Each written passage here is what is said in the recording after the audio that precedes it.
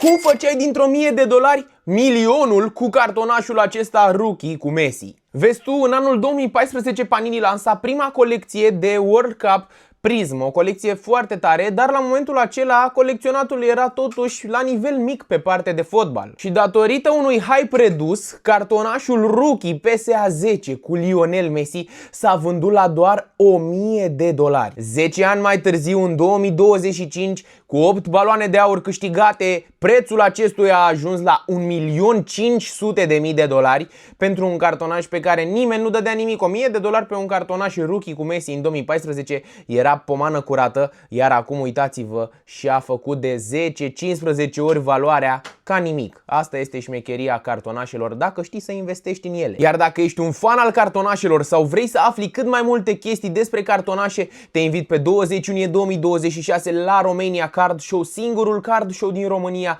unde poți să vii, să cumperi, să vinzi, să faci trade-uri și să găsești cartonașe rare cu preferații tăi. Așa că ia-ți bilet chiar acum de pe site-ul nostru romaniacardshow.ro sau de pe linkul din descriere.